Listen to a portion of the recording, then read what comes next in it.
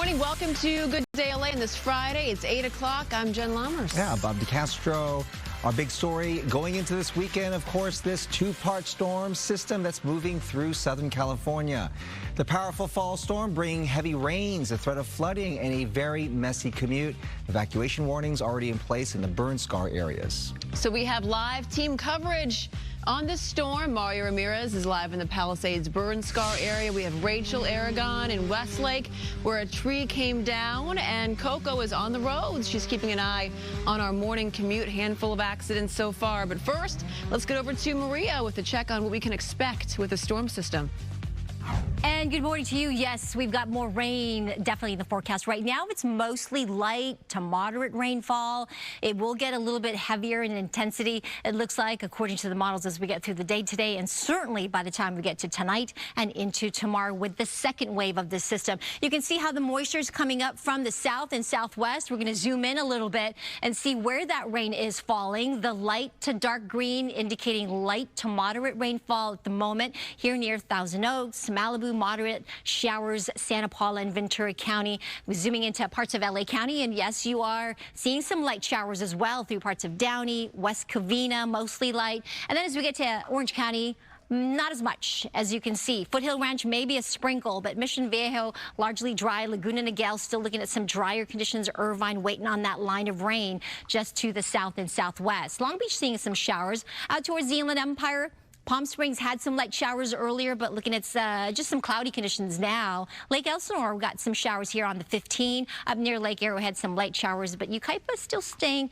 kind of quiet at the moment. 57 degrees currently in Pasadena, 62 in Ontario, 64 in Santa Ana, 45 in Big Bear. Up into the mountains at snow levels quite high still, near 8,000 feet or so. So it's mostly showers, but that snow level is expected to drop by Sunday. So if you are planning a drive up to the high country and going up to the mountains, make sure you bring your winter gear just in case. Always, that's important. 56 in the high desert today, 80 degrees in Palm Springs, downtown LA chilly, 61 with the rain continuing, 62 in the valleys and the Inland Empire. Of course, the coast 61, elevated surf. I always recommend you stay out of the water, but you know, we have those stubborn surfers who are still out there, but the runoff is really going to be a problem. All right, let's go upstairs to Stu up in Skyfox and get another look at our traffic conditions. It's always a mess, Stu, when it rains, isn't it?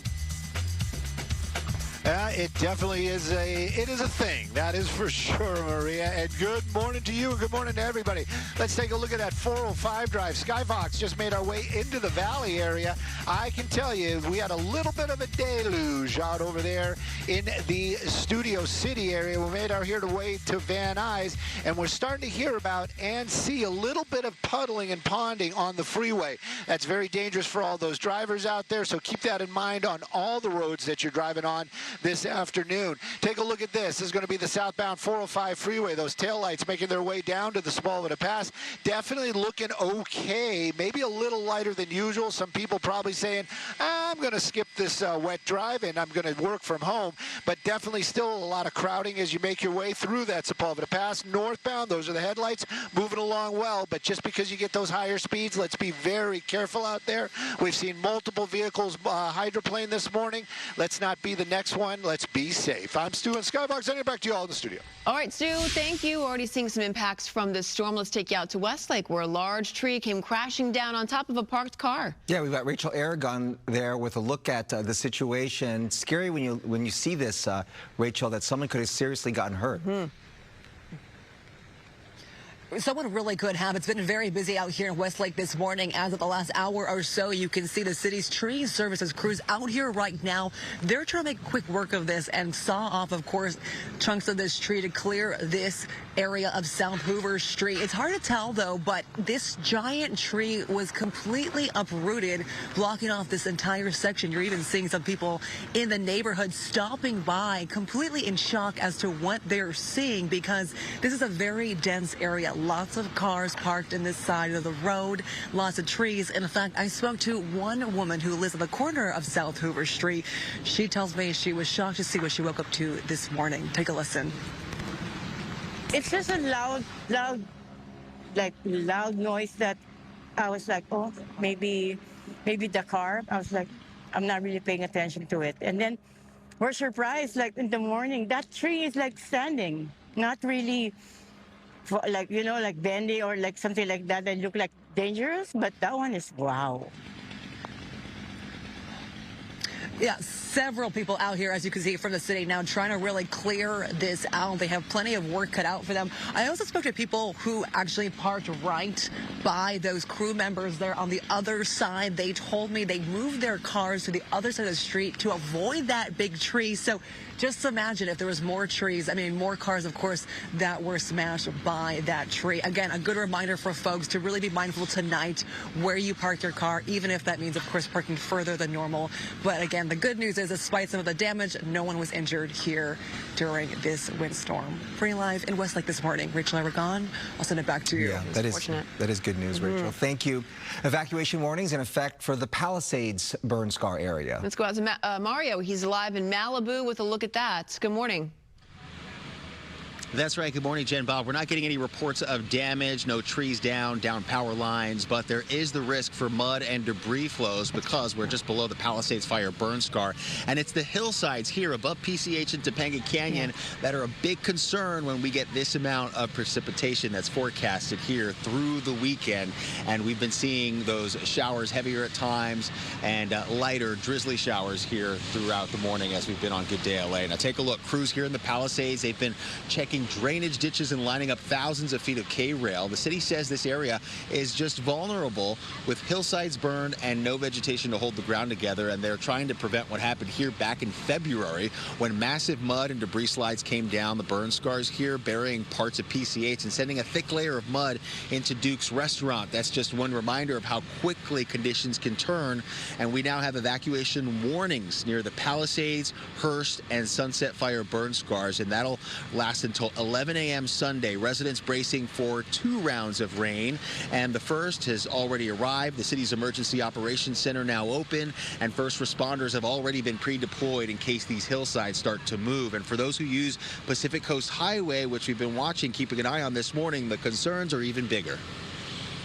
Well, the hardest part, I think, for my community is we only have one egress, and we are dependent on PCH. When the floods come down on either side, we're stuck, we're trapped. Right. And I've been trapped before. And as of 6 o'clock last night, Caltrans closed Topanga Canyon Boulevard from PCH to Grandview Drive. It's expected to stay closed through the weekend, and that, of course, depends on the rainfall and how conditions change. Officials reminding drivers to plan ahead, check conditions, and don't attempt to drive through flooded areas. Now, back out here live, you can see some of the runoff coming down Topanga Canyon here near those sandbags and Caltrans crews. The message is clear. If you live in a burn zone, have that bag packed, an emergency plan in place, and stay connected to alerts. We'll, of course, keep an eye on things here as those evacuation warnings are in place in this area. For now, live in Malibu, I'm Mario Ramirez. We'll send it back to you. All right, Mario, thank you. As Maria's been saying, it might be a good day to work from home. That's right. On this Friday. If you can, because it's a mess out there. We've seen a number of accidents already on our roadways. That's right. Stu's been showing us. Coco McAvoy is driving the 101 in the San Fernando Valley. How's it looking? Good morning. The rain has been consistently falling since it started at around 4 o'clock this morning. Let's take a look at the roads right now so you can see what it looks like on the 101 freeway. We are in Woodland Hills right now. You can see that rain is coming down. We're doing about 50 miles per hour right now. There is some traffic as well. We are starting to see some pooling on the freeway as well, some puddling like Stu was talking about earlier, but not a lot. Of course, that could change as the rain continues falling throughout the day. So that's something that you're going to want to be mindful about.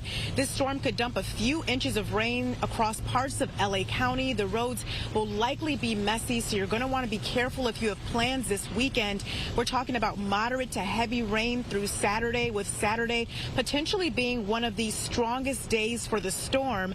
And as we mentioned, we were out in the Eaton Fire burn scar area earlier this morning. That's another area of high concern with this storm. And so they are giving out free sandbags to residents. Make sure that you're prepared, especially if you live in that area. But back now, another look at the 101 here in Woodland Hills. You know, we're talking about, we've seen a few accidents on the freeway, so it's important to make sure if you are heading out this morning, give yourself some extra time, and that advice remains throughout the weekend as well as we continue the storm. I'll send it back to you. All right, Coco, thank you very much. We want to let you know, on air and online, you can continue to track this storm anytime with Good Day LA. We will have live reports from all the reporters all morning long. We'll also be streaming important updates throughout the day. We'll give you any alerts that come through as well. So stick it right here with Fox 11 and go to foxla.com for continuing coverage. All right, a lot more Good Day still to come. The state is pulling the plug on thousands of commercial driver's licenses issued to immigrants. How this could impact the trucking industry. Also, if you were thinking about heading up to Mammoth for some skiing this weekend, guess what? You have to wait a little longer. Opening day has been delayed. We'll tell you when they do expect to reopen.